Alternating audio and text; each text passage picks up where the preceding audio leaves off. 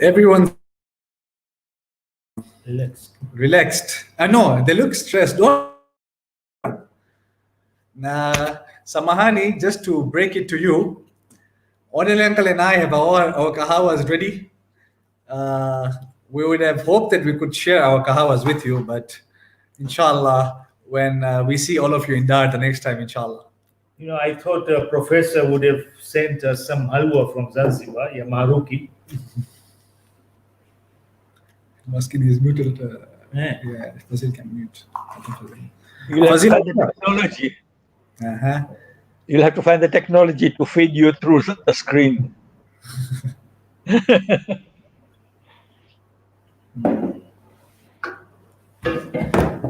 Okay, so we are now live. So, dear viewers, participants, reciters around the world, Salam alaikum na karibuni sana to an exciting walk down the memory lane titled Unguja Yetu or Panjo Jangbar or our Zanzibar, organized collectively by the Media and Archive section of the Africa Federation.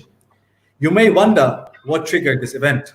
Well, as youth, we often hear about Zanzibar and a few stories here and there, but we never got the complete picture. As some of our forefathers who have lived in Zanzibar and the rich history that it has, it was imperative that an event like this is held so that the elderly can remember the good old days whilst we, the youth, can learn from them. To set the scene for this event, we shall begin with the recitation of the verses of the Holy Quran by none other than Muallim Murtaza Bandali, or how he was referred to in Saudi Unguja, Master Murtaza Bandali, a personality that needs little or no introduction. In fact, the whole family does not need an introduction. In the words of the prolific Abdul Razak Fazl, he says, and I quote, Muallim Murtaza Bandali was the pride of our community in Zanzibar. His vocalized sound and tone made his recitations distinctly exceptional. The reciters from the subcontinent were unknown to us, thus, safely, we can say he's one of our own. His recital in various occasions that would earn him the acclamation of the huge gathering of the locals at the ground. Whether Kushali Bankro or Husseini Day, Uncle Murtaza's recitation of Quran was a pivotal essence. At the young age of 15, following the footsteps of his father, Marhum Muallim Abdul Rasul Bandali, he was selected to recite Quran on Sauti Unguja. No mean feat in those days to be among the renowned Qari of Zanzibar. The presenter of the Sauti Unguja program in his humorous tone would introduce him as Master Murtaza Bandali. In his 80s now in the UK, his melodious rendition is still a delight for the years. Muallim is well known for his Marsha and Noha recitation, as well as his brother Muallim Hussein Mandali, who also lives in the UK. Muallim, tafaddal, bismillah.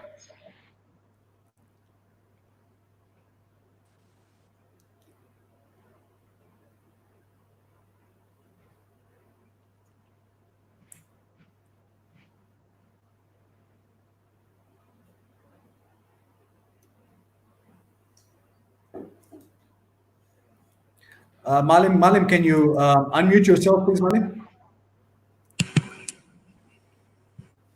Yes, I've done it. Okay. Perfect, thank you. أعوذ بالله من الشيطان الرجيم. بسم الله الرحمن الرحيم. يا أيها الذين آمنوا اتقوا الله.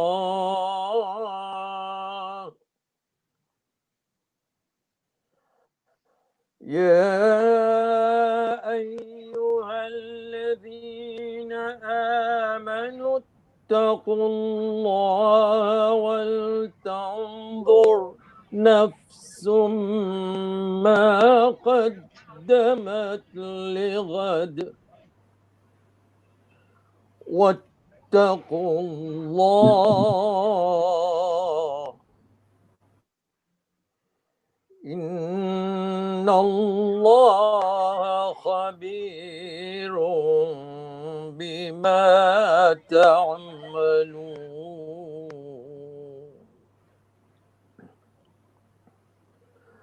ولا تكونوا كالذين نسوا الله فأنساهم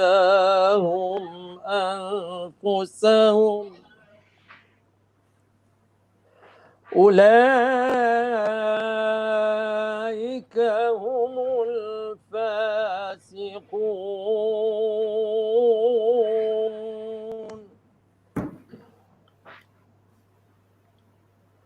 لا يستوي أصحاب النار وأصحاب الجنة أصحاب الجنة هم الفائزون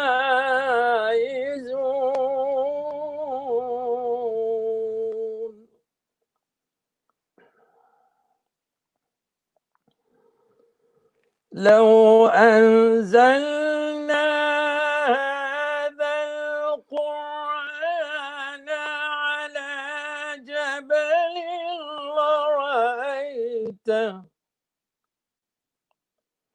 لرأيته خاشعا متصدعا من خشية الله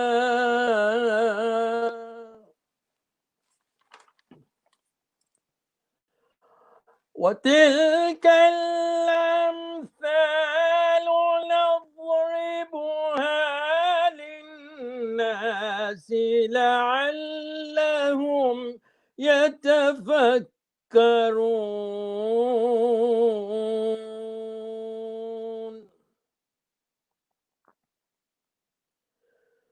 هو الله الذي لا إله إلا هو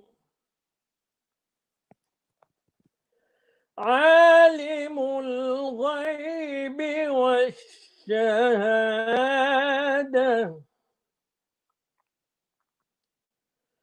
هو الرحمن الرحيم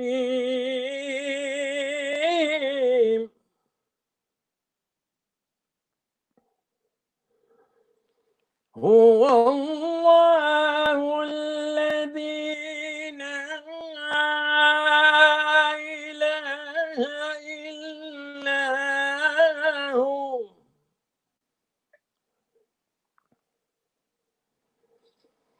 الملك القدوس السلام المؤمن المهيمن العزيز الجبار المتكبر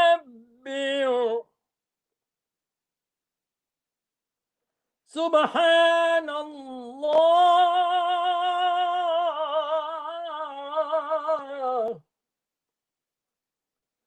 سبحان الله عما يشركون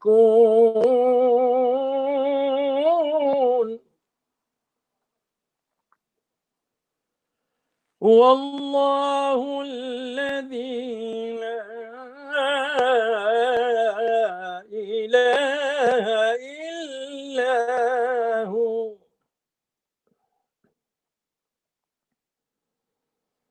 الملك القدوس السلام المؤمن المهيمن العزيز الجبار المتكبر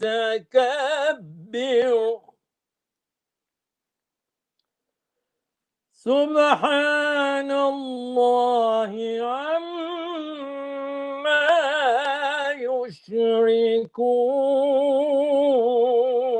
يشركون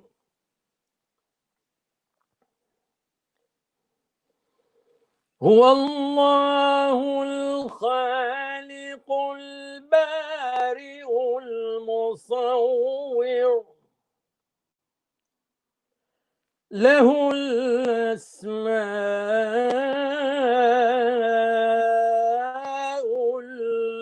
الحسنى هو الله الخالق البارئ المصور له الأسماء الحسنى يسبح له ما في السماوات والأرض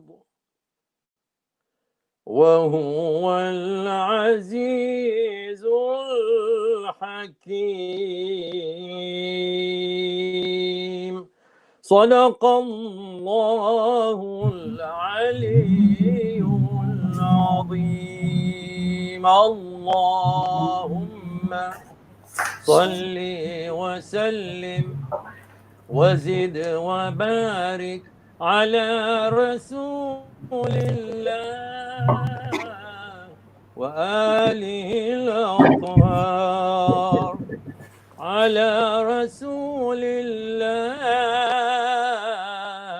وآله الأطهار اللهم صل على محمد وآل محمد. Asant, mashallah, Malim. Words cannot do justice, but all I can say is may the Almighty Allah subhanahu wa ta'ala grant you good health and long life to enable him to enchant his admirer and continue reciting these glorious and holy verses of the Holy Quran. Ameen. Thank you very much, Malim. You have set the scene. You have set the scene for this event. Without further ado, may I please invite the Vice Chairman of Africa Federation, Al-Hajj Onalibai Khalfan, a personality who originally hails from Zanzibar, born on 26th April 1950, a very special day because it is also regarded as the Union Day. He comes from the Abdul Rasul Ali Muhammad Khalfan family, the first president of Hujjatul Islam Jamaat, famously known as the Naib Jamaat. He completed his secondary education in Zanzibar and thereafter moved to Dar es Salaam in the year 1968. His voluntary services began in Zanzibar from 1965, assisting at the Tazia Khana and the organization of the Julus. Upon his move to Dar es Salaam, he joined the Shell Company in 1969 and worked at various capacities, which became Shell and BP Tanzania. He retired in the year 2010, 40 years of service in a single company. He then became the aviation business manager in Tanzania. He was a Husseini volunteer, and in the year 1971, after the formation of IUVC, he was a pioneer member and then a captain. He also served as the secretary of Ishnasha Union and was also a managing committee member under the chairmanship of Al-Hajj Ali Raza Rajani. Onali Uncle has served as the chairman of the Central Health Board for 25 years and the Julus Committee for over 20 years. Since his move from Zanzibar, he has served under all presidents since Al-Hajj Hussein Nasser until the chairmanship of Al-Hajj Anwar Ali Dharamsi. Onali Bai has then served as the honorary secretary of Africa Federation for 6 years under the chairmanship of Al-Hajj Anwar Bai, and is currently the vice chairman of Africa Federation for the 4th year and is also an elected councillor at the World Federation. With that rich history that this man has, I would like to welcome him, and wherever you may be, please welcome him with as-salawat ala Muhammad wa ali Muhammad. Allahumma salli ala Muhammad wa ali Muhammad. أعوذ بالله من الشيطان اللعين الرجيم بسم الله الرحمن الرحيم. My elders, brothers, sisters, and youth of our community, Assalamu alaikum wa rahmatullahi wa barakatuh. Wa alaikum assalam. On behalf of Africa Federation Archives and Media Sections, I wish to welcome all our viewers throughout the world to this program aptly titled Unguja Yetu. Africa Federation, the oldest regional federation established in 1946, continues to serve 44 Jamaats across 11 countries in Africa, includes the Indian Ocean islands of Madagascar, Reunion, and Mauritius, with a total population of about 20,000. To many of us who have lived in Zanzibar would surely be able to reflect back in the past era of 40s, 50s, and 60s, when the population of our community in Zanzibar reached to almost 4,000 heads in the year 1964. The community was then vibrant and flourishing. Zanzibar was the largest community of Khoja Shia Ishnashri in Africa. In this program, Panjo Jangbar, we have three renowned speakers. All three are from Zanzibar and will share with us on the topics we have chosen, which shall cover life in Zanzibar before the revolution and its immediate aftermath, and post-revolution, the impact made by the Zanzibaris in our communities across the globe. The chairman of Africa Federation, Al-Haj Shabir Bhai Najafi, has a special message which I wish to convey to you all. He is indeed delighted to have witnessed such a huge interest in our community to watch and participate in today's program. He is sending his best wishes and prayers for the well-being, safety, and progress of all our members globally. May Allah subhanahu wa ta'ala protect us all from the coronavirus pandemic. In this program, we were to acknowledge the enormous contributions and work of Murabbi Al-Haj Mustafa Bhai Ghulam Sen Rajbali Jafar of Zanzibar. Sadly, he passed away on Wednesday this week in New York and was buried in Allentown, USA yesterday. The chairman, Shabir Bhai Najafi, and the office bearers of Africa Federation expresses their deep sympathies and condolences to the family of Al-Haj Mustafa Bhai, to his wife Banu Bhai, his sons Ghulam Abbas, Muhammad Taqi and Sadiq, and daughters Sukaina Bhai, Sajida Bhai, and Fatima Bhai, and to all his grandchildren and great-grandchildren. Africa Federation will issue an obituary of Marhum whereby we shall cover his various services to the community, starting from Zanzibar, Dar es Salaam, New York, and Qum. He was a staunch azadar of Sayyidu Shuhada Aba Abdullah Hussein alayhi salam. We pray to Allah for his maghfirat and to receive him with his infinite mercy and place him in high station in the proximity of our Imam Tahirin alayhi salam. Towards the end of this program, we shall recite Surah Fatiha for him and for all our marhumin. I wish now to introduce the moderator of this program, Brother Ali Hassan Fazal Ali Qasam, and the media and archive section members, Al-Haj Murtaza Ramzan Ali Jivraj, famously known by the name of Murtaza Karbala, and the evergreen, our young brother, Fadil Sadiq Ali Shan. Ali Hassan Fazal Qasam, he has graduated in Bachelor's of Laws, LLB, from the University of Buckingham in the UK. Currently he's in Dar es Salaam doing his internship. He has served as an honorary assistant secretary of Africa Federation from 2015 to 2019. Ali Hassan has served in various sectors in the community, including Ishnashi Union, Union Sports Club, within and outside the community. He has played active role in the organization of this program, Unguja Yetu. The connection with Zanzibar, he is the grandson of Marhum Al-Haj Anwar Hashim Alidina of Zanzibar and by Zainab Malia Baba. I'll now introduce Al-Haj Murtaza Ramzan Ali Jivraj. Murtaza Bhai, who is famously known by the name of Murtaza Karbala, is originally from Kigoma. He has served as a volunteer in Kigoma Jamaat for several years and migrated to Dar es Salaam in 1975. He joined the Ishnashi Union Volunteer Corps and has served in many sectors of our institutions. He served for one term as chairman of Bilal Muslim Mission of Tanzania. He has keen interest in the history and especially the Khoja Shia Ishnashri history.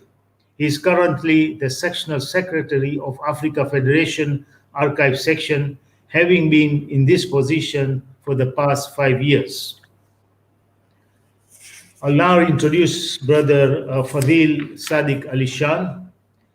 Fadil is a member of Media and Editorial Section of Africa Federation. He has played an active role in the organization of this program. Fadil is a graphic designer by profession. He has served in various capacities in Africa Federation and Dar es Salaam Jamaat as a volunteer. He is actively involved in the annual AFED Solidarity Day project. Today, he is managing the entire streaming of Unguja Yetu program. The connection with Zanzibar, he is the grandson of Marhum Muhammad Ali Shan of Zanzibar, which many of you might be knowing him. Thank you very much. I will now hand over to my brother here, Ali Hassan, to continue with the program. Thank you very much. Thank you very much, Honorary Uncle. So for today's event, we have divided this program into 3 segments covered by 3 different renowned personalities, as Honorary Uncle has said. The first aspect will cover our social and communal life before 1964 by Professor Abdul Sharif. We shall then focus on the events of 1964 in our community by Dr. Muhammad Raza Dungarsi, followed by transitional phase and the impact made by the Zanzibari diaspora in the communities across the globe by Uncle Muhammad Takim. We shall pay a tribute to our pioneers who dedicated their lives in serving the community, especially the Zanzibari community, to the recitation of Marsha by one of Zanzibar's legends, Mullah Muhammad Walji, famously known as Muhammad Biremi. To our panelists, enjoy this event, recollect the good old days, be yourselves, and you can use whatever language you like. You can converse in English. Mkitaka mnaweza kuzungumza Swahili, kepachikachi medal karnoy, Gujarati panchal se, lakini zaidi ya hii tutashindwa. Or like one of the Zanzibari qualities, you can always combine all these languages together. Before I introduce our first speaker, let me remind our viewers that you can interact with us through our social media handles on Facebook and YouTube. Should you have any questions, please post them on the avenues mentioned, and our speakers shall try to address them if time permits. To begin with, Professor Abdul Sharif was born and educated in Zanzibar from the Faiz School, with both religious and secular education, to secondary before going to UCLA in the US for higher education in 1961. He returned in 1969 when he was completing his doctorate at School of Oriental and African Studies in London to teach at the University of Dar es Salaam until 1993. He shifted back to Zanzibar to work on the Zanzibar Museum, so he has basically returned to his roots literally.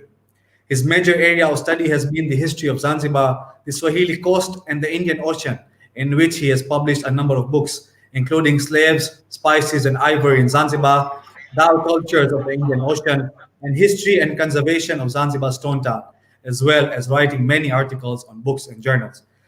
So, Professor Sharif, since we're discussing life before 1964, and we will be focusing on the social life and how the multicultural Zanzibar contributed to that lifestyle, can you please provide us a brief insight as to how the Khoja community as a whole came to be established in Zanzibar?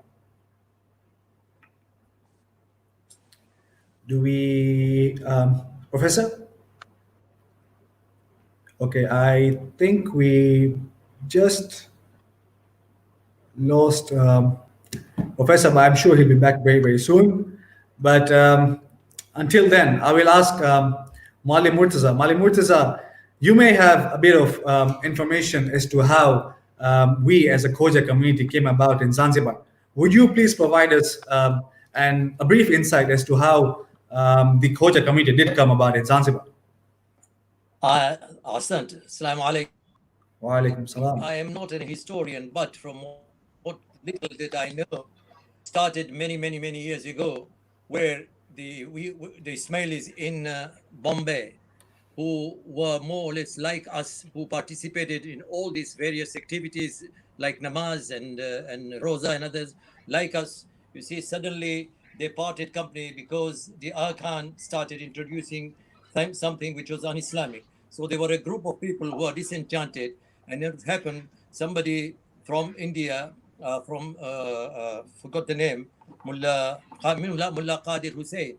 He was sent to Bombay by Agha Zainul Abidin Mazandarani to teach when he got this information, our people, the faith of Shia Nashi Jamaat. So they gathered in a small house, and slowly, gradually, it expanded, but they faced a lot of problems and difficulties. The Ismaili community of the Aga Khan refused even to bury them, you see, and a lot of restrictions. Then slowly, gradually, they emigrated to the same Khojas, emigrated to Zanzibar, and they started performing their normal Isnashi faith rituals.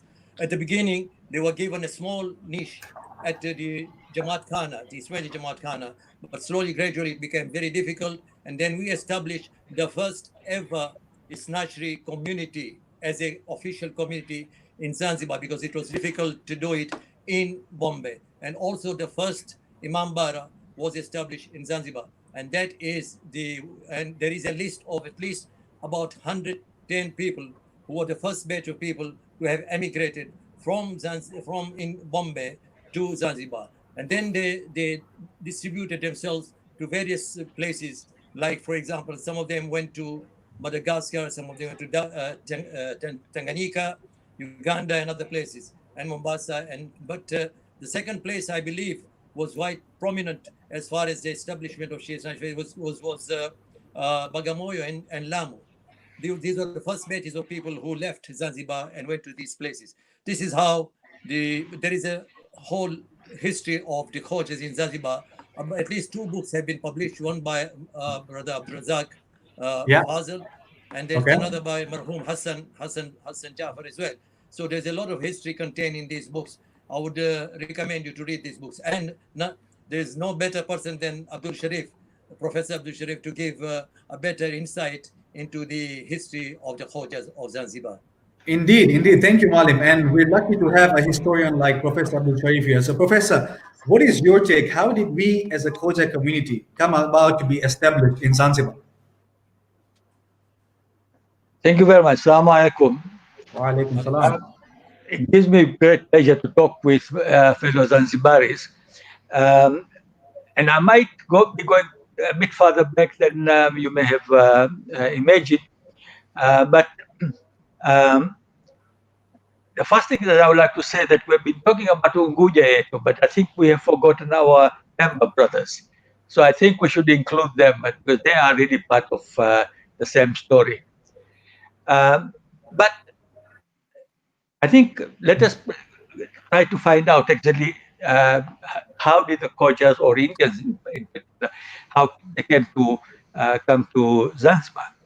And I think here we should know that, of course, Indians have been trading with the East African coast for hundreds of years. But the community that exists now that we are familiar with essentially is a product of the growth of Zanzibar in the 19th century, when this large commercial empire was established by Said Said, encouraging trade. And there was a lot of activities that was going on there when Zanzibar signed a lot of commercial treaties with every country in Europe and America. So in this process, a lot of people began to settle in Zanzibar, especially from the beginning of the 19th century. Now, those who came in the 19th century, they were in some ways explorers. They were establishing new routes. And initially, at the beginning of the 19th century, there were a rather small number, 200 or so at the beginning of the 19th century. But the numbers increased total of Indians very rapidly by the 1950s, 1960s, when it reached something like 4,000, 5,000. Now, among them, there were 2 major communities that you could say dominated.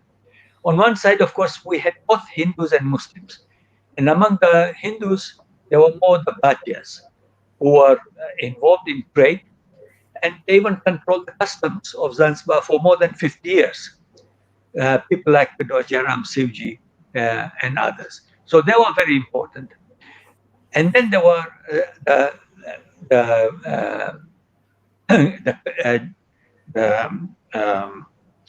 Khojas. Now, there is one difference, and I think it is important to realize these differences can make such a big, important impact on the history. That the Hindus who came, they were upper caste, Bhatiyas and others, and their religious beliefs and caste restrictions prevented them from even traveling across the sea. But the men would come to trade, but they could not bring their women until the 1860s. They were prevented from crossing what they call Kalapani, the deep sea. So initially, they were quite powerful, they were rich, but they were only men. They could not bring their wives.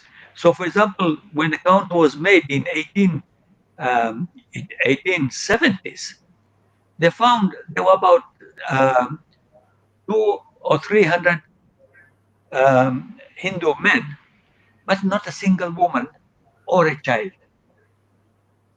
Now, which meant that they, as a community, were not really stable. There were people coming and going back home and leaving their wives back home. They could not establish their roots at that time.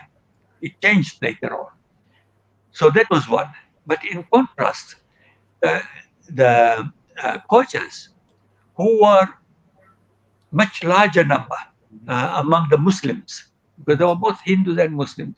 Among the Muslims, Khojas were the largest number. And they began to settle very quickly.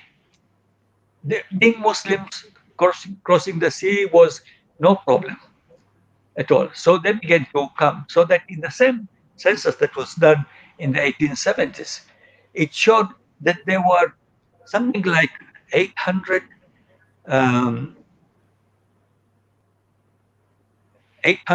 men and 700 women and 700 children already by the 1870s.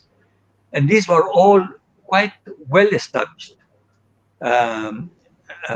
community by the 1870s. And they were also involved in trade. So I will leave there because I think this is important that they were established early. And because they were established as families and they were living there constantly over a long period, they became more quickly Swahili-sized, to say.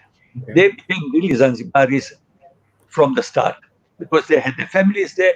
They didn't have to go back home every year or so.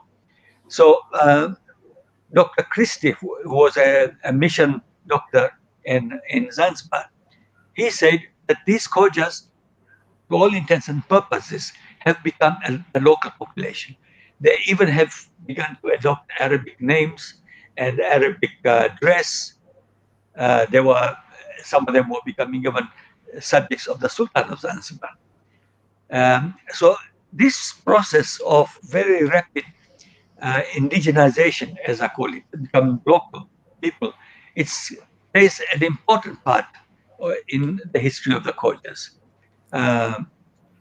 Now, okay, so Professor, if I get you correct, so that is why I guess one of the reasons why we are not very well.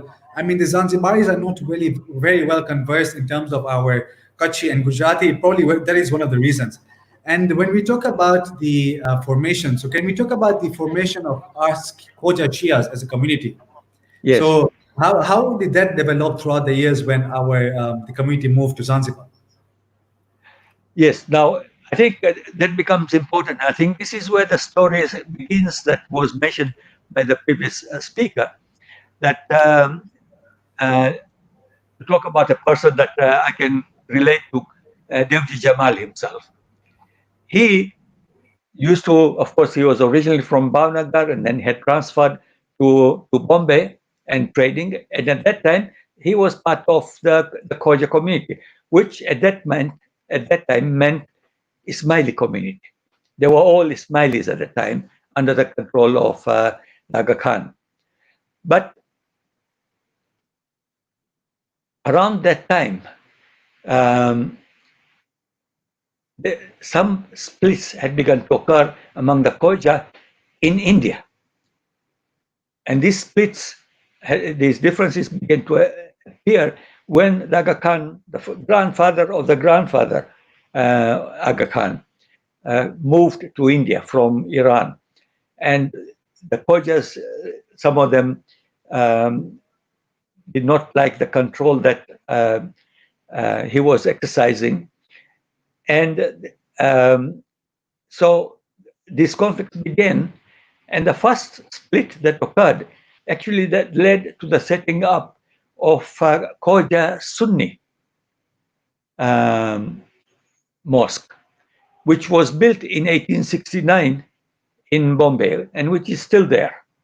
So that was the first split, which means that there was already discontent within the community.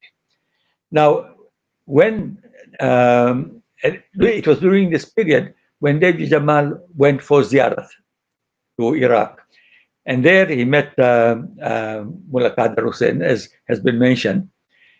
And Mullah Qadir Hussain began to talk with him and said, but your beliefs is such a hodgepodge of Hinduism, Sunnism, Shiism, everything mixed up together. Because he asked him, no, what, have you come here for ziyarat? But have you been for Hajj? And the Jamal said, no, because we were told that ziyarat is much more, much better than going for Hajj. I said, no, Hajj is wajib. So then he went to explain to Ayatollah Mazindarani. And Devji Jamal himself felt that really we need a teacher to teach us the correct religion. So he went to ask Said Mazindarani to ask Mullah Qadir Hussain to go to Bombay to teach them. So he went, and that's where it started in Bombay. And there, the split had not occurred yet, but it was already brewing. And Mullah Qadir Hussain was teaching, and the Ismailis were getting upset to some extent until it reached a stage in the 1870s when Devji Jamal and a few other Khojas who had been attracted to Shiism, naturally Shiism, were expelled from the Jamaat. They were outcasted.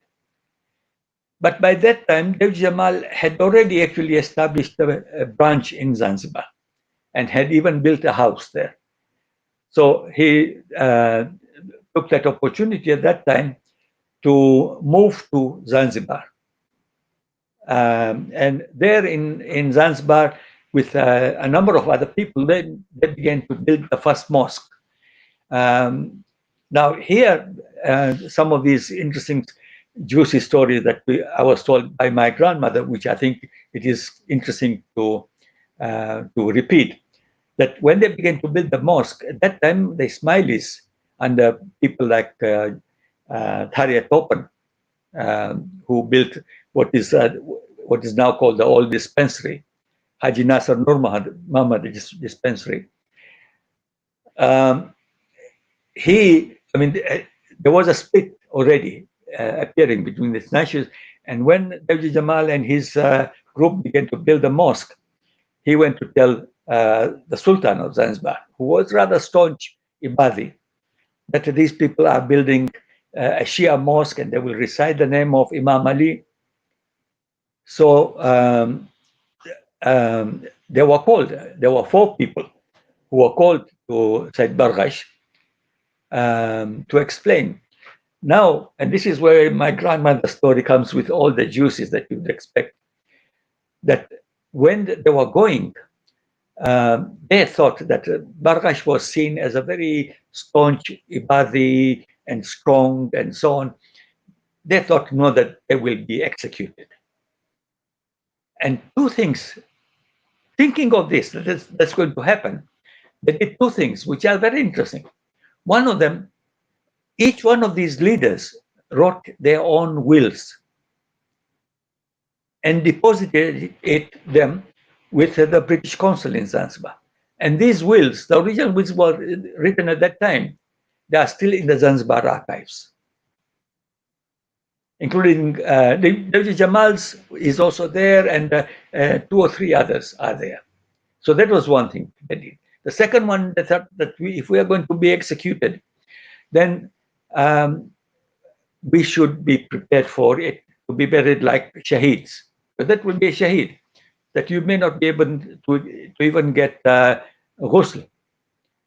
So they were wearing the kafan inside their clothes, under their clothes already, ready to go. One thing that they probably misunderstood was that, yes, Bargash was a staunch Ibadi, but Zanzibar had developed as a very cosmopolitan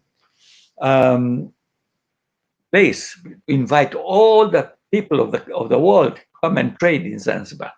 So it was very, very liberal. And they were not doing it only for the Snashris. Now, his father, Bargash's father, had there was one English missionary or German missionary who came in 1840 to his father, Said Said, to ask for permission to build a mission station at Rabai near Mombasa.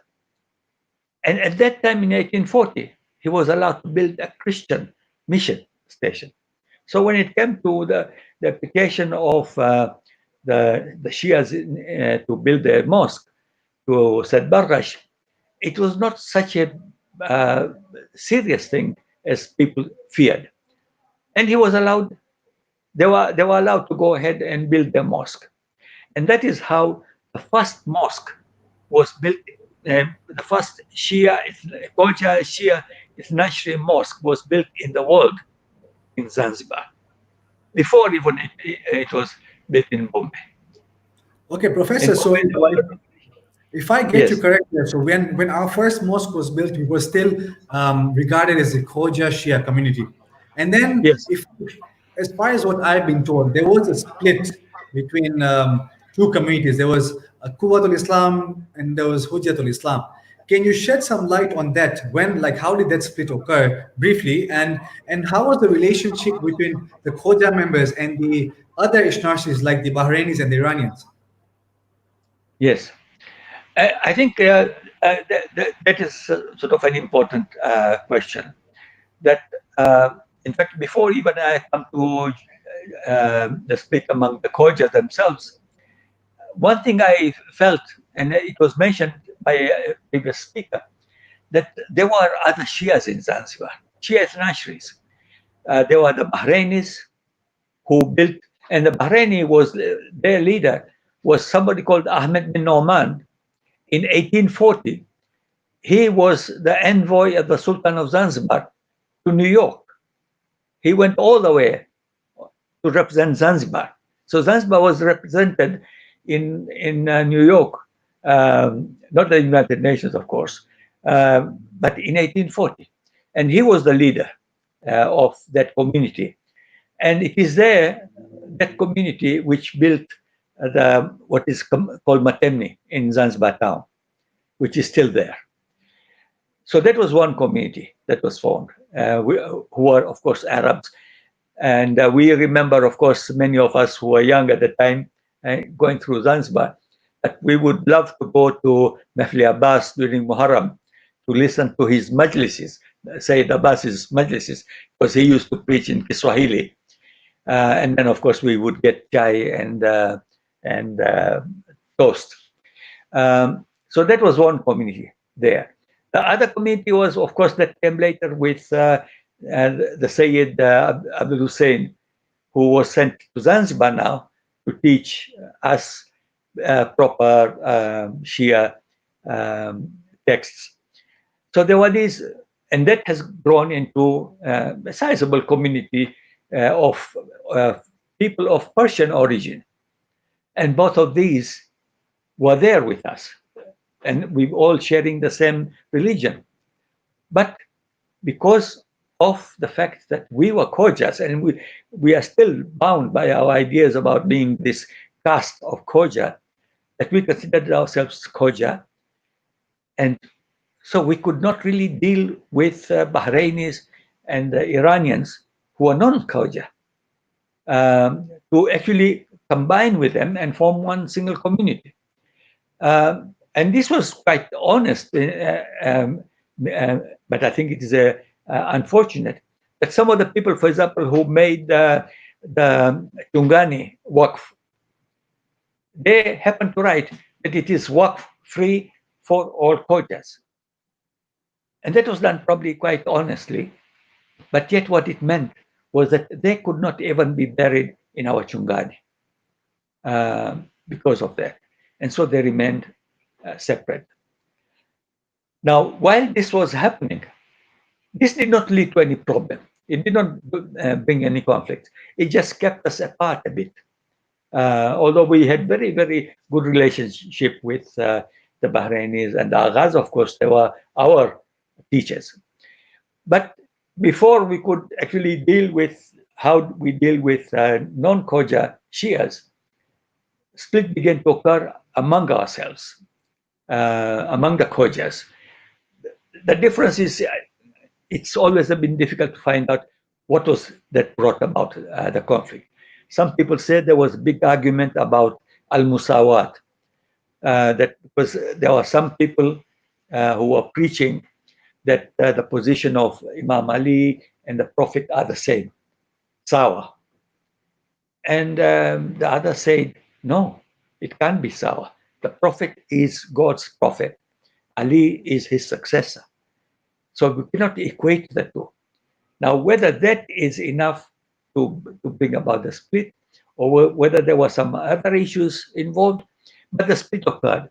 But the split occurred from the end of the 19th century, in the early decades of the 20th century. At the time I was growing up, that split was really quite far back.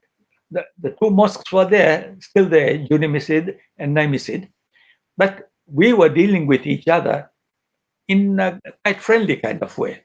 We had friends. We went to the same school. My closest friend until today, in fact, is Bashir Batu, who comes from, of course, Nai Masjid, and I am originally from Juni Masjid. Now I've become member of Nai Masjid as well.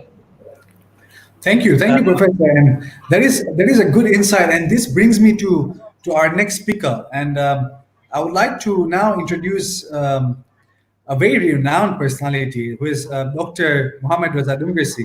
And Dr. Dungrisi's brief background: his by occupation is an educator and an accountant.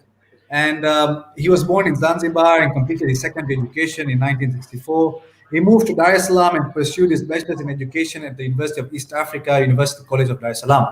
And thereafter, he pursued Bachelor's of Arts in Geography at the University of London, and then was enrolled as an approved accountant from National Board of Accountants and Auditing Management in Tanzania. He pursued his master's in the US and got his PhD from Kensington University and master's in Islamic Studies from Islamic Research Institute in New York.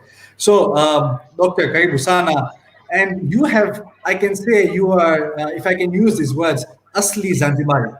And from your recollection, since you are a child, how would you describe your upbringing in Zanzibar and the events that took place in the mid 60s, or the mid 50s? How would you describe that, Dr. Dungersi? Alaikum salam.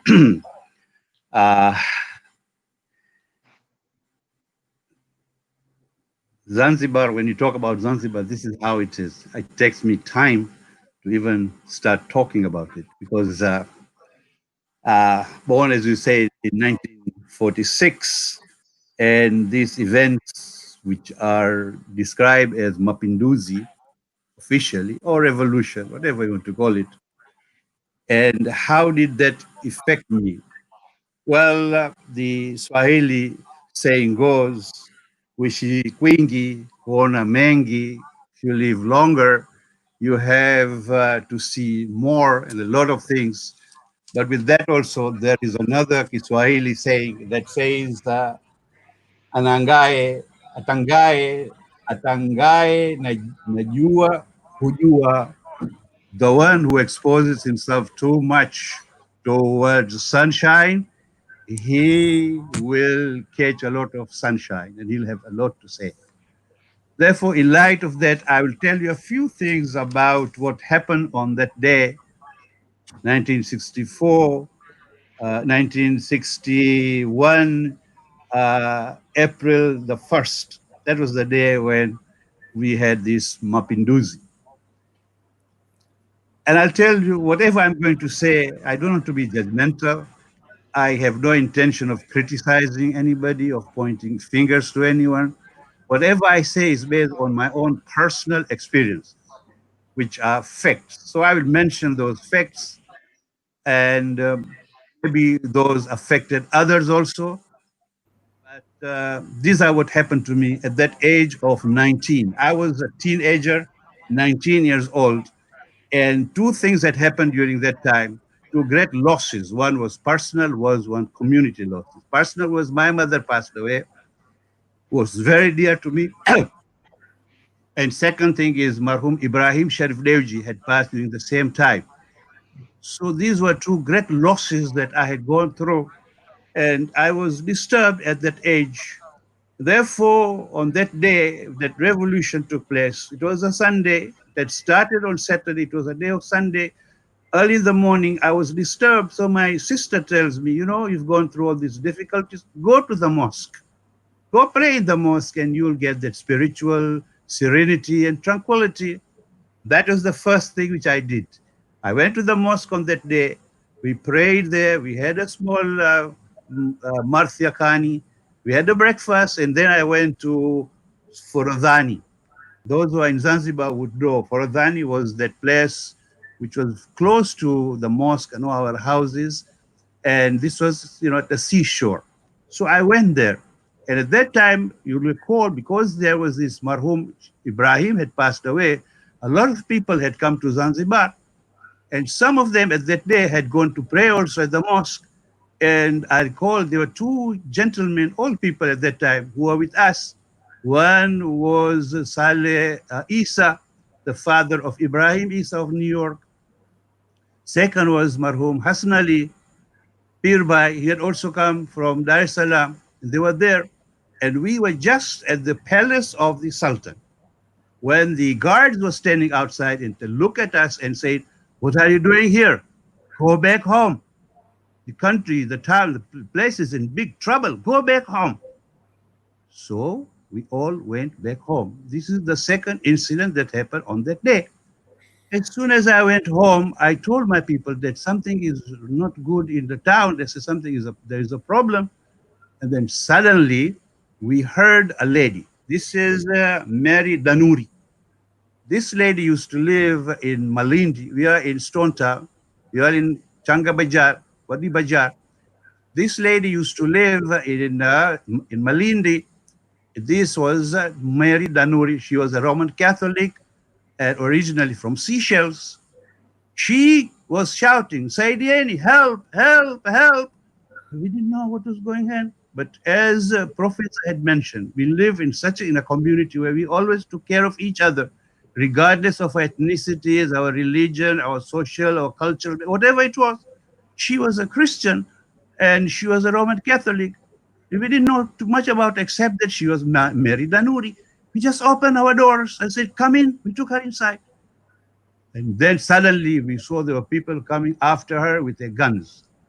Apparently, she explained to us that they were in the church and the Roman Catholic Church had been attacked and there was shooting going on. So she managed to run away and there were some people who were coming behind her.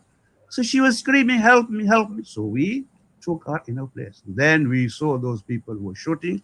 They came with their guns. And then a third incident happened. And that was in the shooting, the target was something else. But unfortunately, it went into somebody's house, one of the neighbors, a Hindu chap. He was shot and he was killed. And he stayed in that position for almost 3 to 4 days. And the day when finally they managed to take him out, you could see what had happened to the body. Totally decomposed and so much stench. The fourth thing is We then heard that there were two other young boys with their mother, Aminabai. She was an Ismaili, and her two children, at the same time, they were also shot and they were killed. Now, these are 4 or 5 exact things that happened. However, to me, they carry the symbolic values and symbolic messages because these were the events that were going to tell us of what was to come. Naturally, when there is an upheaval, when there is a change of system, there are a lot of things that happen that not necessarily means they were universally approved by everybody who was in Zanzibar, the authorities are not necessarily. But unfortunately, wherever you have an uprising of this sort, these are the consequences. And here there are these few consequences that happen. As I say, they affected me personally, and therefore I can recall them from that perspective, not trying to be judgmental, not trying to be critical of anyone, not trying to say anything, but that what happened to us. And number one was that incident of the mosque, that I was in the mosque and that there was the sanctuary of the mosque. There is that prayer spiritually. You could go for serenity of mind, mental tranquility. That was there, and the revolution was going to affect it. There's going to be this place as a place of worship, complete sanctuary, and security was going to be compromised. Why? I'll later on, if I have time, I'll tell you that. So there was this one thing that happened in my life that I knew that a mosque was a place where you could go and feel safe, but there was not going to safe anymore. An incident that I will mention again, not that it was approved by everybody, but it happened. And that is during a few years. And my experience, let me say, is from 64 to 70. It's not that short period of time of what actually happened. There was a function in the mosque, in the Tazia Khana, which Onali Bai knows where he has served. There was a shahada of Bibi Fatima alayhi salatu wasalam. There was a function that was going on. We were, as Professor has mentioned, we were in Naimisid. But at the same time, after Naimisid, we would go to these places because there was no division per se. And as we were preparing to go to Tazia Khan, we were told, don't go there. What has happened? They have been shooting. And there was one man who had come from Tanga, to be there. He was killed. A child was also shot and killed. And Sayyid Hashim, Abdul Muttalib Hashim, he was also killed.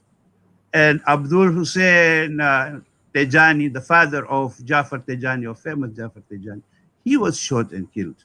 And the others who were shot and they managed to survive. So there was that, not that the approval, there was overall approval from the authorities to do it, but this is what happened. And therefore that sense of you being in a place of worship, you are safe, was gone. We lost that as a young man at that age of 19. I lost that. And I begin to get that fear now that this is not going to be a safe place. Number two, that place where we went to the Sultan's place. And when I saw that is the palace, that the Sultan was a monarch. He didn't have that much power, but he showed a status of stability, social, economic stability of a country where people were all living peacefully.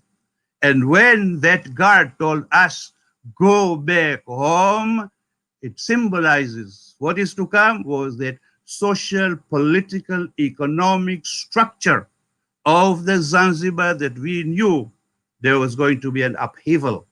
And the very foundation of that system was going to be shaken. There were going to be changes, not necessarily bad changes, but there were going to be changes. And the Zanzibar, up to that age of 19, now is going to be a different Zanzibar. And soon we were going to see it, that there was going to be a lot of changes in terms of the upheaval, which I shall mention. Number four, marry the security of human value, that you can move in the streets of Zanzibar anytime, at night, in the day, and everybody there to take care of each other. That security was now gone. That a lady in the church, in the house of God, she runs away screaming for her life, and there were people running after her with guns. That was the beginning of it, telling us that now life is going to be different where we lived. That sense of security was gone, and we should find out about that also. Dr. And Lucas, can I ask you a question here? You mentioned Tazia Khana. yes, And Tazia Khana, why is Zanzibar so unique when it comes to Azadari? If I can ask this question in the midst of this, because you talked about Tazia Khana, and when we go to Zanzibar, there's so many mehfils that we go to, which has a different feeling. If you go during Chehlum and during Ashura, and I've also heard that the 21st of Ramadan had a different feeling when it came to Zanzibar. Could you shed some light on that? Please, before I ask you the following question, but I just want to know, and even the viewers would like to know, as to why is Zanzibar so special when it comes to the uniqueness of this mehfils and the atmosphere when it comes to Azadari and the holy month of Ramadan. okay, that again, Professor has mentioned it in his own way, that there were several, Muslim cultures, Shia cultures, which came together. For example, you have these Bahranis, the Mehfal Bahran, and the way they were conducting their Azadari was in its own way, a unique way. Whereas then you have this Juninai business, the split of the two. A lot of people who were in Nabisid were from that culture where they believed in certain things. For example, the alams that they used to make in Zanzibar, I know about Nabisid, were different from the alams, from the way symbols were made by the Arabs. The Khojas, they made the symbols the way they understood culturally. So far as they did not violate the laws of Islam, that was allowed. So that was there. Third thing is the culture. You will see that some of the cultures from India were brought in Azadari. For example, one which is very controversial, I just mentioned in past year, that is the marriage of Hazrat Qasim, and that was given so much importance. In name, he said, so that when you had that kind of an occasion celebrating the wedding of Hazrat Qasim to one of the daughters of Imam Hussein, you will have people from Junni Misir and from Bahrani. They will all come to Nemis on that special. Even those who never showed up in Nemisir, they didn't have to. They would still make a point to come there and celebrate, and be part of that practice of condoling and consoling the family of the Prophet, that some of their youths were killed before they could get married, or maybe they got married. Then you have the other cultures. You had the Hindus. The Hindus would bring their, on the day of, for example, this Mehndi, the Hindus would come and join us. So there are a lot of things that we learn from many things, provided they did not violate the tenets of Islam. All these cultural aspects were combined and put together. And therefore, with due respect to people of Dar es Salaam, when we, in 60s, 64, 65, when we moved to Dar es Salaam, there are a lot of things that they did not do about Azadari. And we thought, God forbid us, that they should do it. And one of the things that we made sure they did is to put black cloth all over the walls. They would not do it. So in short, these are the things that, made the Zanzibar Azadari, unique feature, that it combined most of the cultural things, the cultural ways of observing and getting close to Allah subhanahu wa ta'ala were all incorporated. Doctor, and I'd like to also, as a youth, whenever we hear Azadari from in Zanzibar, at least two personalities come into whenever this conversation takes place. And if I may quote them as Marhum Muhammad Hussain Ahmad, famously known as Muhammad Hussain Kokoni, and Marhum Ghulam Hussain Saleh Arakia. These are two names that have always been coming when such conversations come about. What is the role, or what did these two personalities play the role in Zanzibar when he came about Azadari? Why were they known? We could hear things like Zuljana being taken out, or some replica of Zuljana being taken about in the Julus. So can you like give us maybe a brief scenario as to what a typical Ashura setting would be? See, the two that you have mentioned, they, you see, in their own way knew that these values would be preserved, and with time, changes of time, they will still be there. And they were addressing the youths. We are talking about the processions of night. We don't mention the procession of the afternoon and in the morning. These were, as Professor had mentioned, Mefla Abbas. Sayyid Abbas was giving majlises in Kiswahili. And therefore, we used to listen to that.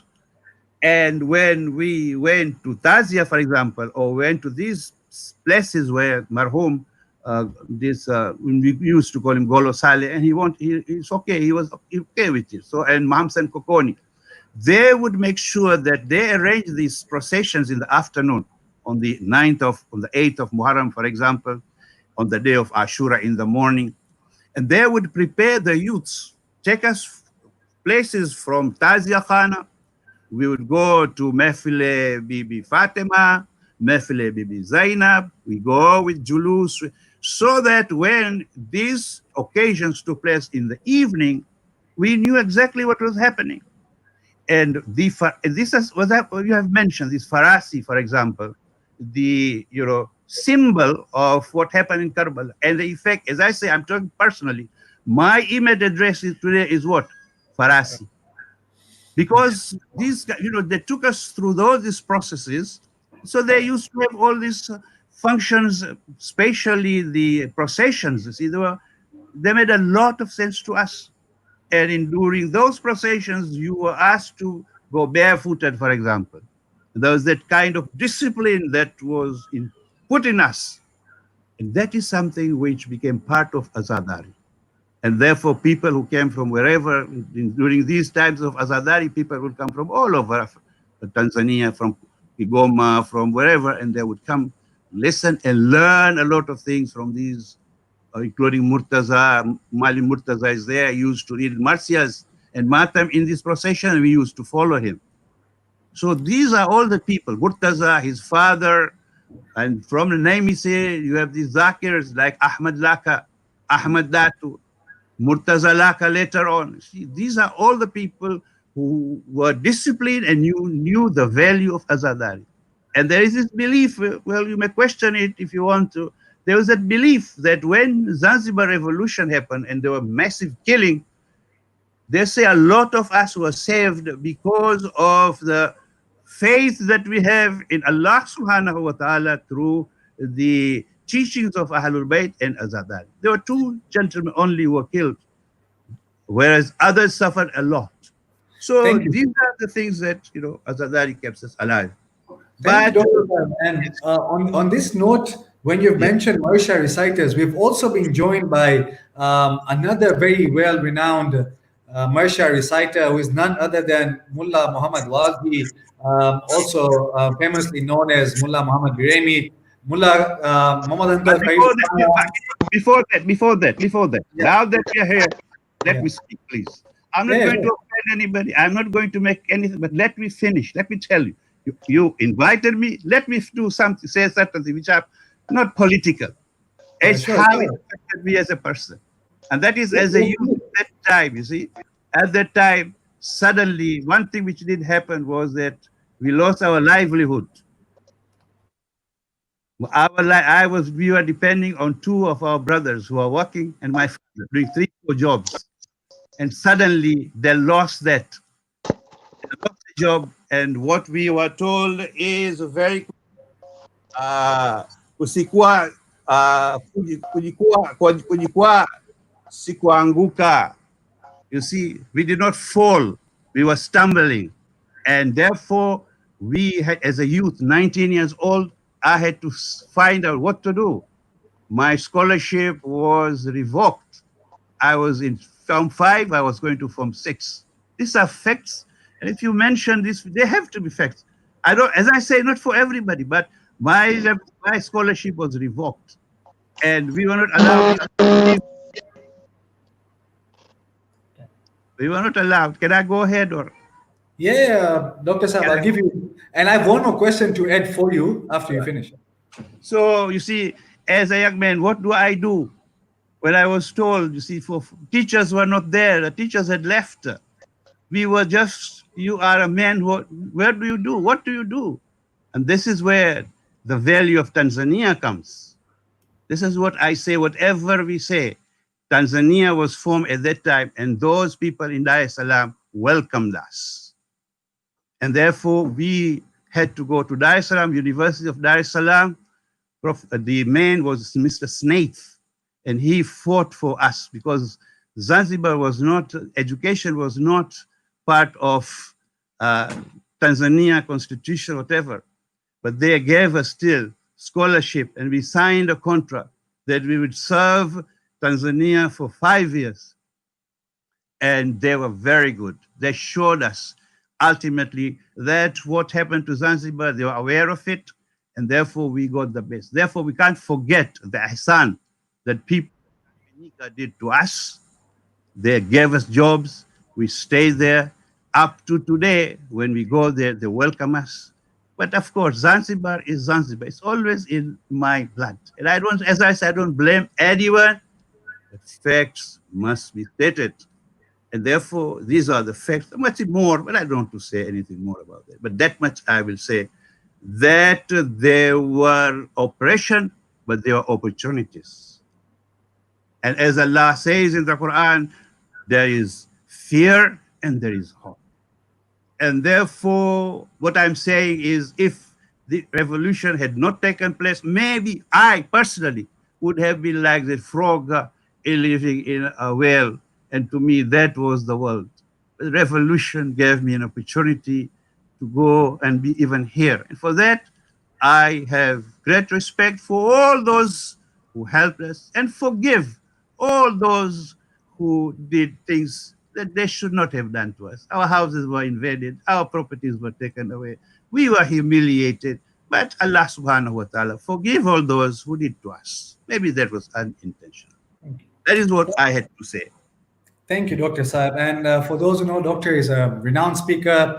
And I remember seeing him in Zanzibar for in the year 2013, whereby he even gave a lecture outside Matam Barani. So, inshallah, Dr. Saab, soon we see you in Dar es Salaam and Zanzibar after the current situation of COVID-19 is over.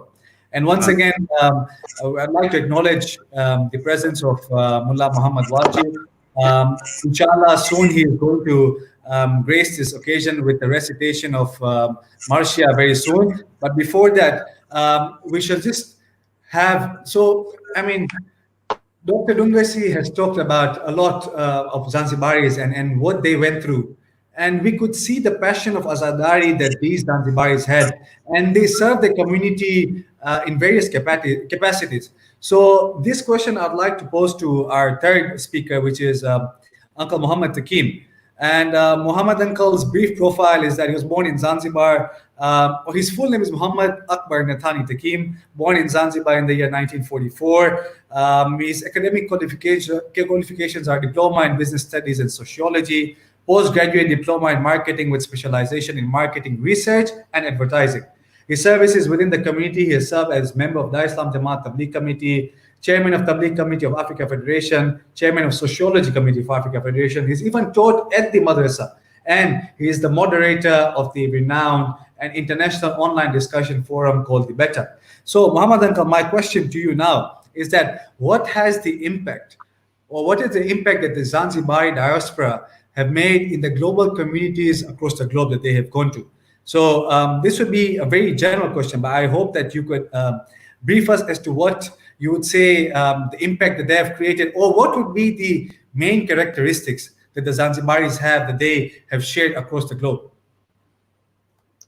Okay, thank you very much. Assalamu alaikum. During my secondary education in Zanzibar, there was a teacher who used to teach us biology. Now, as you know, Those who live in a particular city are referred to by that particular name. So we have Londoners, we have New Yorkers, we have Torontonians, and Muscovites. In Zanzibar, we were known as Zanzibarians, not Zanzibaris. This teacher, the late Abu Jumbe, who ended up becoming the president of Zanzibar, who wanted his students to study hard in their education and would jokingly refer to us as Zanzibarians.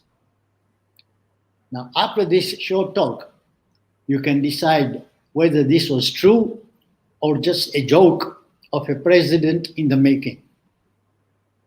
So what happened to the community after the revolution? Generally, revolutions tend to be bloody and traumatic. So it was with us. Most, as Dr. Dungasi has just mentioned, lost a lot. So most lost their jobs with the government department. A lot of community members used to work with the government. They lost their livelihood. They lost their properties, their assets, their wealth, their businesses. Most lost opportunities for work, everything. But not their faith in Allah. Some must have been inspired by the Quran, which says, فَإِنَّ مَعَ الْعُسْرِ يُسْرًا. After hard times, there will be easier times. In fact, this is repeated twice. Now, shortly after the revolution, again, Dr. Dungarsi has mentioned very briefly, people started leaving Zanzibar. The closest place was Dar es Salaam. When they arrived in Dar, many were considered as hardworking, dedicated to their work by various companies. They were easily employable. Many were sought after. But the problem was with getting a permit to stay in Dar es Salaam. However, they persevered and managed to stay on until the union between Zanzibar and Tanganyika was solidified. On a more positive side, and this is something that Dr. Dungarsi has just mentioned as well, it was as if the world was waiting for them to explore. It had opened its arms. It was presenting opportunities to bring out the best of their potential. In Zanzibar, the island was the whole world for them, a well for the frog, as Dr. Dungarsi puts it. For a population of hardly 500,000 then, the islands did not need a rocket scientist or an evolutionary biologist, nor even a sociologist. Moving out revealed that the world is much bigger than the insular vision that we had. Perhaps we were inspired by another of those parts of the ayat, which says, the world of Allah is wide. Ardullahi wasi'ah. Questions started being asked. How can we make a living? Where do we go? What can I do? For some, the answer was in the Quran, which said, وَلَا تَنْسَ نَصِيبَكَ مِنَ الدُّنْيَا وَأَحْسِنْ كَمَا أَحْسَنَ اللَّهُ إِلَيْكَ. And do not forget your share of the world, and do good as Allah has done good for you. As they settled in their professions and the jobs, the spirit of volunteerism began to kindle in them. In their new location, for example, in Mombasa, several people served in different positions within the community. In Nairobi, there was a lawyer by profession, then became a judge. He served as Africa Federation's president. Others served in various capacities. In Arusha, those who went direct served in the madrasa, some in jamaats, a couple were presidents. Some professionals do a lot of charity work, volunteering for cataract treatment to the general population. In Tabligh work, one has been converting tribal people of Masai into Shia Ithnaisharis. Dar es Salaam was the hub. That's what Dr. Dungarsi has just said. A large number stayed here. A couple of outstanding services which must be mentioned. Marhum Malim Najaf Tijani, he was the Imam of the mosque. He read Majlis and Masail. Marhum Malim Ahmad Isa Hashim, he was the Imam of the mosque at one point. He used to recite Masail as well. Dr. Murtaza Ali Dina, also at one point Imam of the mosque. Excellent lecturer. Very popular in Dar es Salaam, but also wherever he goes. He now is with the World Federation. Several others joined as madrasas as teachers. So several served various positions in several committees, some as secretary, vice president, and president of Dar es Salaam Jamaat. One is the current vice president of Africa Federation. Many served to promote Azadari, something which you, Mr. Moderator, have been talking about. So several people promoted Azadari. They're reciting du'as, marsiya, nawha, in beautiful, sad, melancholy, spiritualizing tones. Some have passed away, but the recitations of marsiya, nawha, will linger with us for a long time. Generally, those who are forced to leave the residences, they endure not only geographical displacement, but are disorientated by cultural loss. So they tend to safeguard their intangible heritage, those things which cannot be taken away from them. In our case, the commitment to Azadari was one of them. They still recite what they did more than half a century ago. How did they develop beautiful voices? In their childhood, they went to private classes and learned under elderly women, not reading Quran, but reciting the Quran. And in this manner, they developed the art. In another direction, one person was promoting better relations with our Sunni brothers. Today, for the past several years, the Dar es Salaam Jamaat, followed by Mombasa, Nairobi, Arusha, hold interfaith iftar every year. In Dar, the most amazing thing happened in the first year. A Sunni Imam led the Maghrib Salat in a Shia mosque.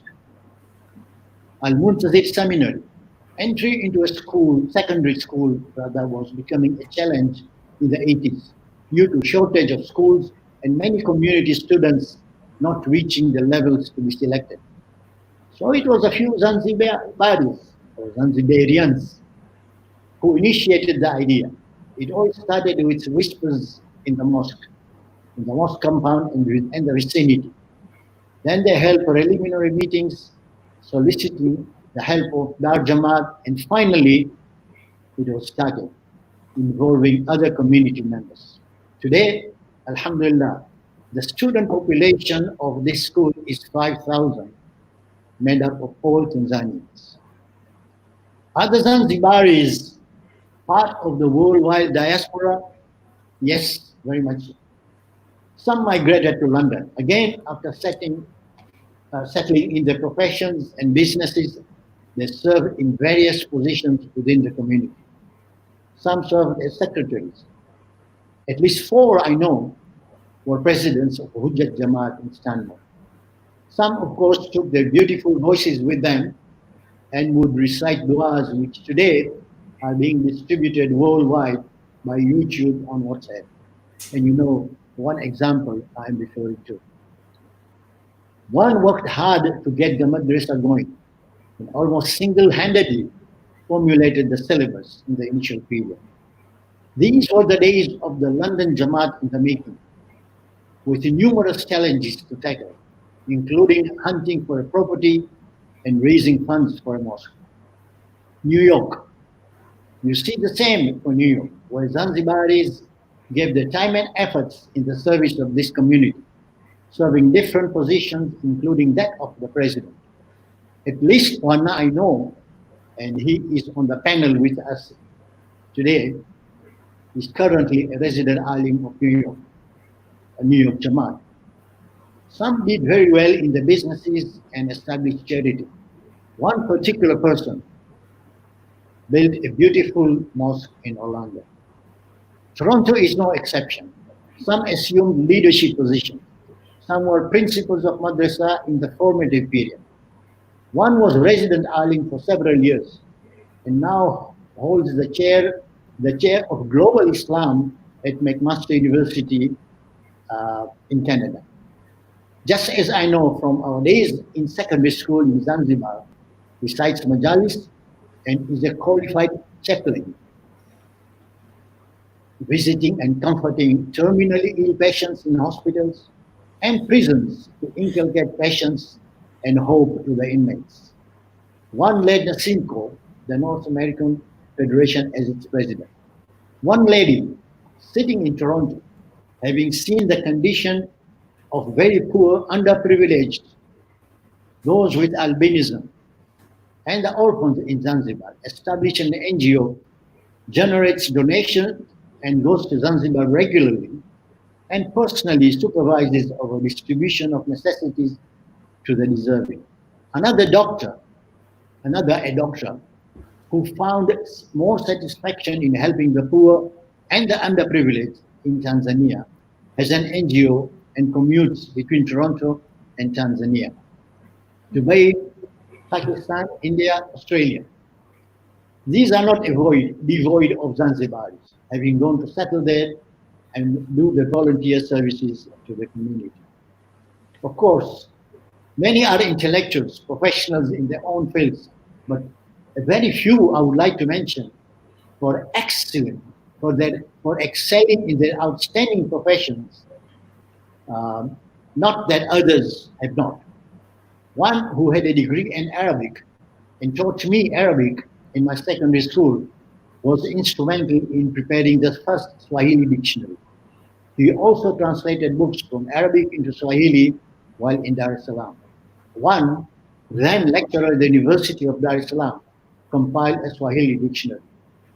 One of my classmates in Zanzibar, a quiet student, and Dr. Tungarsi can verify that, but brilliant academically, was an economist, advisor to President Nyerere of Tanzania, and later joined the World Bank. One, perhaps gifted academically in school, ended up working for NASA, the American agency shooting out rockets to the outer space. What about other cities and towns? Well, I can't mention all these as the moderator will mute me if I exceed the time. Well, how about the sports field? Of course, there were many, especially in cricket, who demonstrated very special talents and enhanced the passion for sports wherever they went, especially in East Africa. Some were chosen to play in national teams. Now I must apologize. This is what I call a cursory glance, like a scan. I've been given only 15 minutes to mention the names of those who are in the diaspora. To be more comprehensive, more thorough, I need 3 hours at least. Let's look at it this way. We're discussing communal biography, not individual biography. It's a global picture, so to speak. So we are talking of what was done rather than who did. And for a detailed picture, you have to ask Professor Sharif to write another book. Thank you for your attention. Uncle Mama, thank you very much. And you've rightly mentioned we have a historian with us, Professor Abdul Sharif. We also have the book by Marhum Hassan Jaffer, The Endangered Species, that is a must-read for each and every one of us to understand what our history has come from. I have just one more question to you, Uncle Muhammad. You have mentioned individuals, primarily gentlemen who have excelled in their professions and community services throughout our Jamaats worldwide. But you also mentioned about the ladies, the female members of our community who are teaching the verses of the Holy Quran to the community members then, to the children then. Can you shed more light, or can you enlighten us very briefly as to the role the women played in our communities? I'm sure there were mulyanis and there were reciters who were promoting azadari then. Yes. Well, you see, being part of a patriarchal society, as we are and have been, women were made invisible not just through wearing the hijab, but also restricted in the public spaces monopolized by the men. It was considered virtuous for a woman to remain in seclusion, in silence, her voice not to be heard by a known mahram. However, there were many mulyanis who helped impart religious knowledge to women. And this goes not only while we were in Zanzibar, but also after coming to Dar es Salaam especially, and maybe in other cities. Now, many women as well as girls take part in teaching at different madaris right now. Many are successful in their various professional career, especially outside East Africa. Some are students in Hausa, some are back after studies, but I'm not sure how many are the second or third generation of Zanzibaris. But the picture I have given was not just solely the men. The men basically were the ones who have been at the forefront in the leadership positions of various jamaats and federations. Thank you. Thank you very much, Uncle Mohammed. Now, before we move on to a few questions that have been posed by our viewers, it is only fair that the way we've talked about these personalities who have played a role in our communities, it's only fair that we remember them. And recently we've had a few legends from Zanzibar who have departed this world, with the likes of Marhum Mustafa Jafar, Marhum Abdul Rasul Ballu, famously known as Dachu, and Marhum Murtaza Mirali of Orlando, and all other our marhumin. It is only befitting that we remember them with the recitation of Marshia. And this is not by any other personality. It's none other than one of Zanzibar's very own, whose voice used to create a sense of somber feeling, and that is none other than Mullah Muhammad Waji. Before I ask Mullah to begin his recitation, just a brief introduction. Mullah Muhammad Waji, famously known as Mullah Muhammad Biremi, was born in Zanzibar and grew up in Kiponda, where his parents and siblings lived together in the house next to Kiwanjani. Most of the Khoja Shia Ishnashis, as you're aware, lived around the Kiponda and Malindi areas. He studied there in Zanzibar, and from a very young age, he had great interest in cooking. He learned the Zanzibari cooking art from veteran chef Gulla Dawood, who was the main cook for Jundi Masjid, famously known for his biryani, kichro, pilau, buni kichi, and etc. Muhammad Bai later moved to Dar es Salaam and continued in the same profession. He moved to New York to join his children. He is married and is blessed with 2 boys and a girl, all married and live in the USA. Muhammad Uncle's passion for Marshia, Matam, and Munajat started from a young age, and he has mastered the old Marshias and Nohas with every appealing voice, all craving for him to recite. And at this stage, may I please welcome Mullah Muhammad Waji with As-Salawat ala Muhammad wa Ali Muhammad. اللهم صل على محمد وآل محمد. تفضل. जब वो महफिले यसीद में दाखिल हरम हुए, गश आया हर कदम पे ये जुल्मों सितम हुए, ज़ैनब पुकारी हादिसे ऐसे भी कम हुए, सद कट गया हुसैन का सरनंगे हम हुए, क्यों आसमान गिर रही पड़ता दुहा ये, ज़हरा की बेटी सामने हाकिम क्या ہے موجود انجمن میں صغیر و کبیر ہے حاکم کے گرد کرسیوں پہ سب امیر ہے خاصان ذوالجلال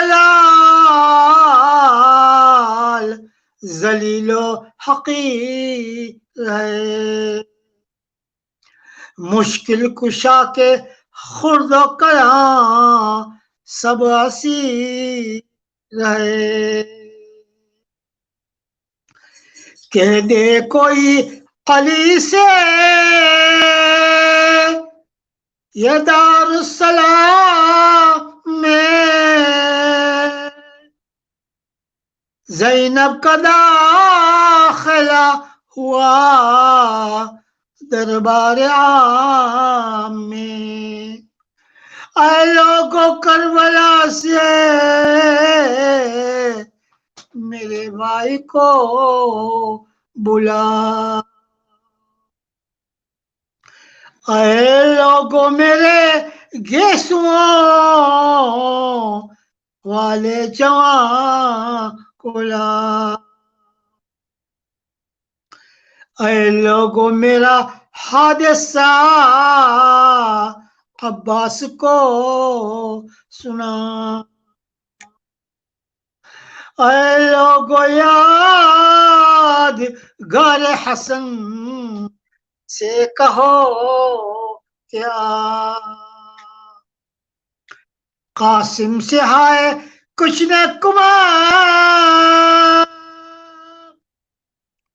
اس گھڑی ہوئی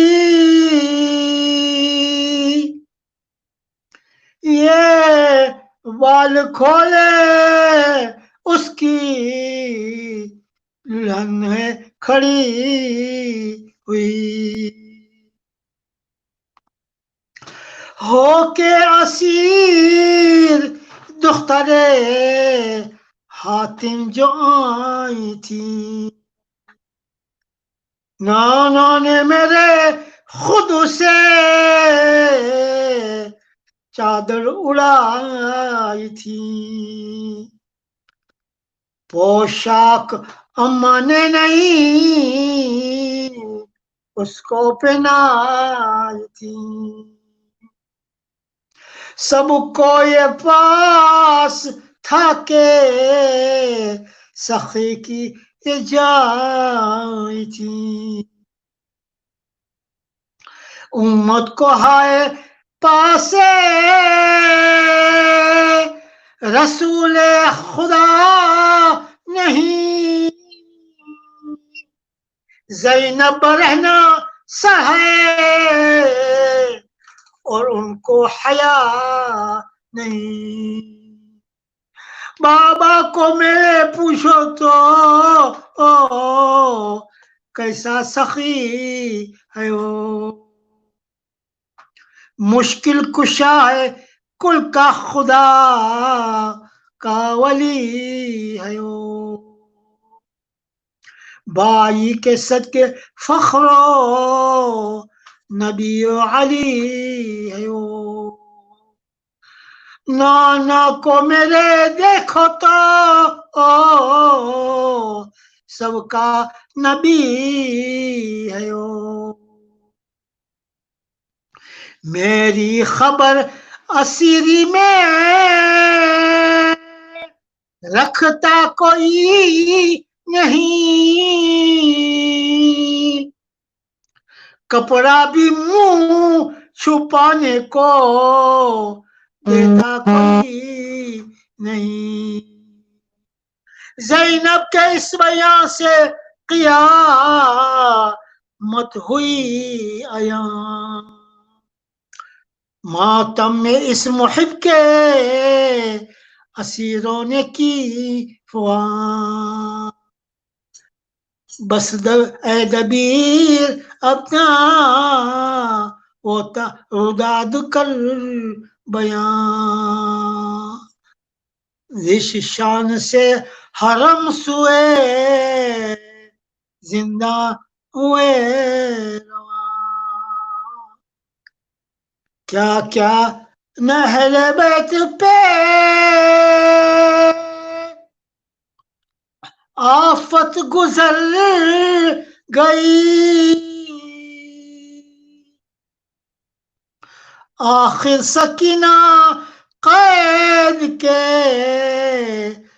सदमे से मर गई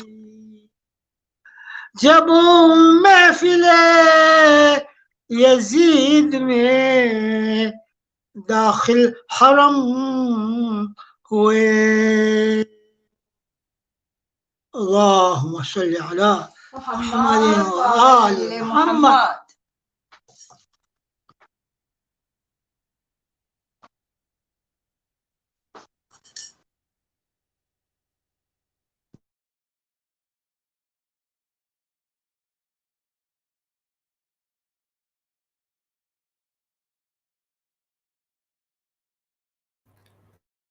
Thank you, Uncle Muhammad. I mean, for those of you who have been there with Uncle Muhammad in his prime years, this would have brought back a lot of memories. And Uncle Muhammad, all we can say is that we pray to the Almighty to give you a long and healthy life so that you may continue to spread the message of Abba Abdullah Hussein. And we are now almost towards the end of our program, but we've received one or two questions that we will take. And I will ask our speakers to, and I will ask each one of them. Maybe we will take three of our speakers to answer these questions. And the Zanzibaris are very well known, not by their proper name that they are given, or not by their first name and the surnames, rather than they're referred to by their pet names or nicknames, as you may call it.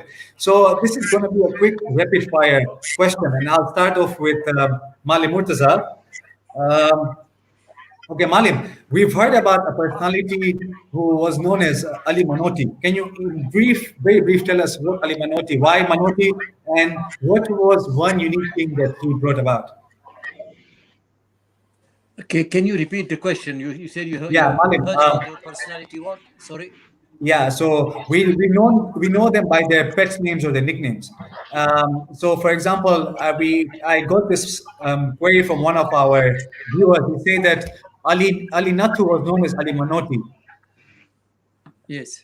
Yeah, can you briefly tell us why it was Ali Manotti? Very briefly. I see. Right. Ali Manotti was a very rich man, and during the time of the Second World War, you see, he gave a blank check to the British government, and who needed some money at that particular time, very urgently, for something. I don't remember what exactly it was. And in return, he was offered by the British government, and he was told, tell us, what is it that you want? You have done so much favor to us. And he said, I need only two things. One is that I want a public holiday on the day of Ashura and a public day on 21st of the month of Ramadan. So he was called Ali Manotti.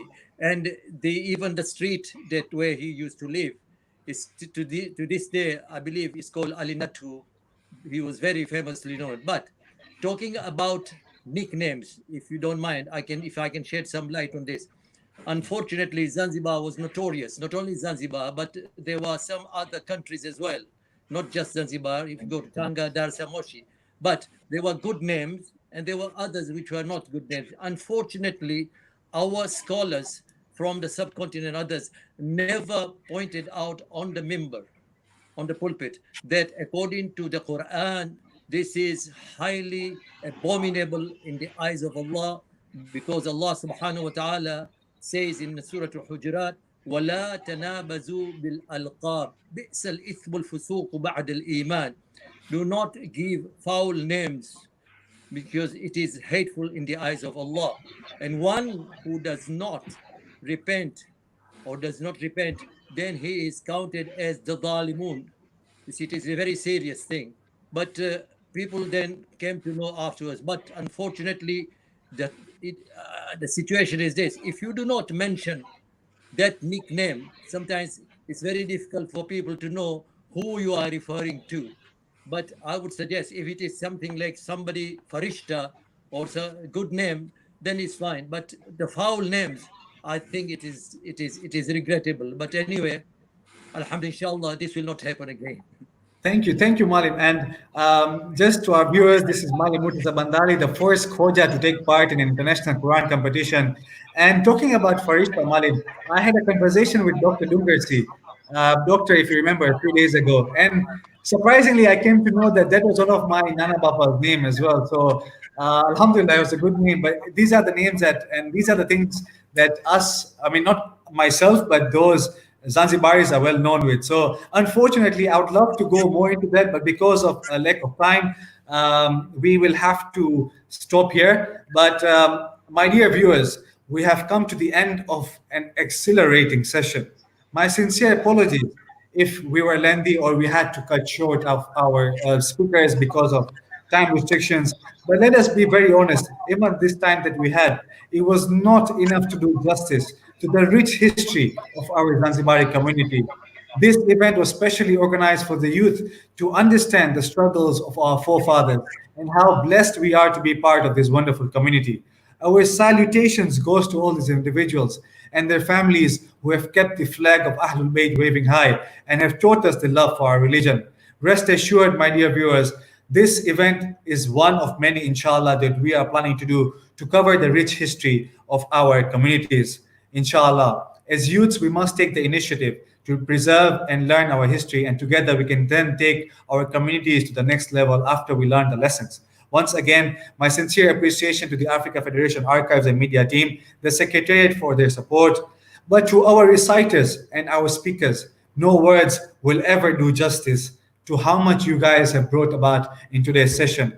Nothing I can do to appreciate you, but the only thing I can do, and on behalf of our viewers, is to pray to the Almighty Allah subhanahu wa ta'ala to bless you with a long and healthy life, so that you, gentlemen here, renowned speakers, can continue to inspire us.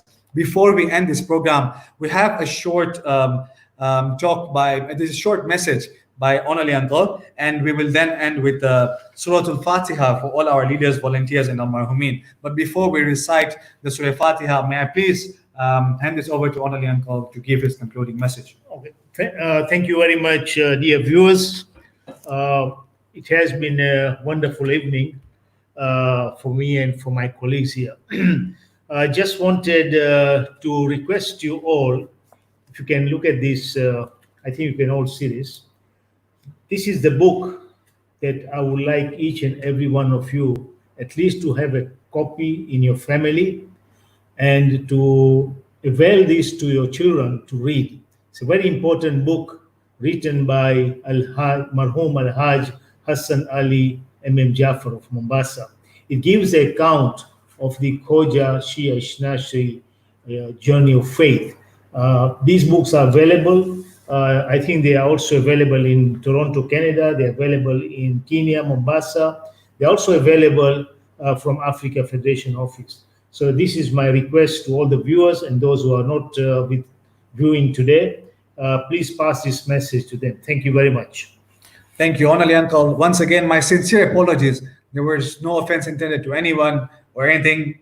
We are here to learn our history. And once again, we appreciate our viewers for being with us for almost 2 hours. But I hope that we all have learned from this session. And rest assured, once again, inshallah, we'll see you soon and we'll see you at another event. From Onali Uncle and I, a special thank you to Brother Fazil Alishan, who has been instrumental in organizing this event. Fazil, words cannot describe how much we appreciate you for all your help that you've given us.